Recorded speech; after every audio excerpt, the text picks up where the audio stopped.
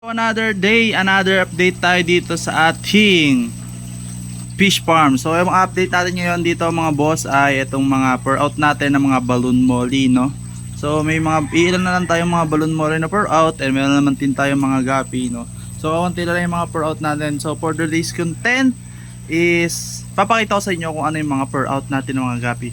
So paulit-ulit na ako, no? So simulan na natin para hindi na mapahaba ang ating mga video. So ito, pinakauna mga bossing ko ay EBBM, Electric Blue Balloon Molly. So 150 to 200 each lang to mga boss. Murang-mura lang to mga bossing ko.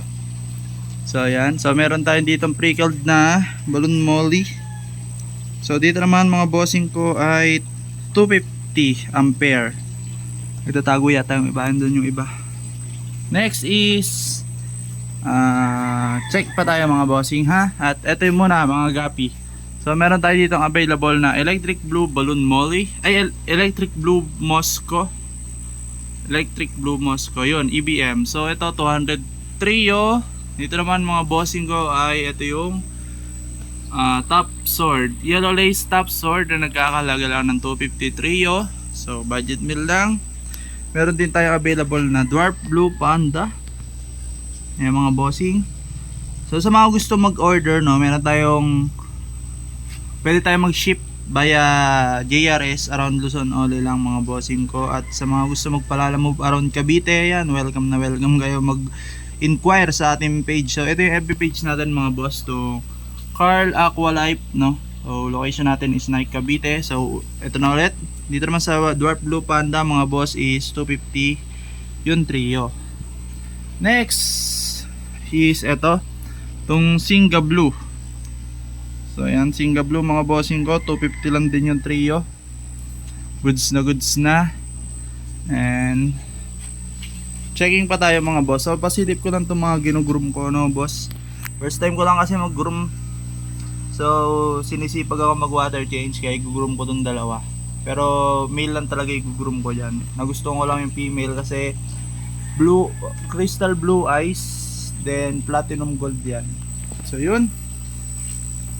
Next mga bossing ko ay nasa labas na ata. Ito yung mga ibang PKBM dito mga boss na nagkakahalaga lang ng 50, no, yung PKBM. So maliit lang to mga bossing ko. Ayan, parang mga sinlaki na ng hinlalaki ko. So para mga semi breeder, mga ganon mga bossing. So ayan, may mga per out tayo nan. So sa gapi yun lang yung mga per out natin. Meron pa tayo HBRRT pa pala. So naubos na kasi yung mga ibang gapi natin. Pero yan, meron tayong mga per out susunod na mga Blue Dragon, tong P-Dirt natin, tong mga Gento, Red Lace, yung mga bagong strain. So yung mga old strain natin naubos na. Hindi ko na paganda ng sobra kasi na-inbreed yung iba. Kasi nabenta ko lahat na magkakapatid. So yun, ito yung mga last natin na per out. Dito ay yung mga Golden Black Balloon Molly or Gold Dust Balloon Molly. Meron tayo available dito na Lartail and Roundtail. So sa mga Lartail is 400 trio, sa Roundtail naman is 300 trio. So checking pa ako mga boss kung ano yung mga per out natin ngayon. At meron pa pala, ito. So meron tayo dito ang Red Chili Balloon Platy. So dito ay nakakalaga lang ng 250 yung trio. Malabo lang yung ating aquarium, no? So ito mga boss, ito yung pasilip ko sa inyo yung aking full gold na ano tayo dito? Molly or super gold. Oh, sundot na sundot siya. So yun lang ang ating update dito sa ating farm. At naubos na yung mga per out natin na isda. At puro fry tayo ngayon mga boss. Check nyo yung mga fry natin mga bossing ko. Ayan, meron tayo ditong Yellow Tiger Mosaic, Albino Japan Blue. Meron din ditong Singa Blue. Ayan, Singa Blue. Meron mga ano ba to? Singa Blue din ata to. Parang, tapos dito may mga double sword. May mga PKBM, mga full gold, ABT. At yun, update ko na rin kayo sa mga fry natin mga boss para maganda-ganda na may mapapanood nyo, no? So meron din tayo dito mga yellow lice top sword. Ito hindi ko alam, may albino koi, may metal snake skin violet tail, may pidert. Ito malapit na yung mga pidert ulit natin mga boss, abang-abang na lang ulit kayo. Meron na ulit tayo dito mga fry ng white mosaic snake skin. Ayan, tapos tong may mga par out para tayo na na albino full red glass belly. Yung ganito siya mga bossing, yun yung itsura. Yan, so round tail. Saan yung female?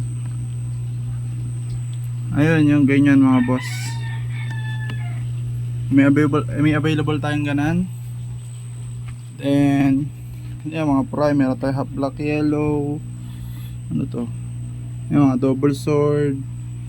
At marami tayong mga pour out sa susunod, siguro next this December or November mga bossing. Kasi medyo mabagal lang tayo mag-produce ngayon kasi wala tayong live foods, pure pellets lang tayo. Kaya marami tayong mga magiging available soon mga boss. Yan, marami pa dito, mga puro fry. May BBM, may Fairy, Red Chili Balloon, may PKBM.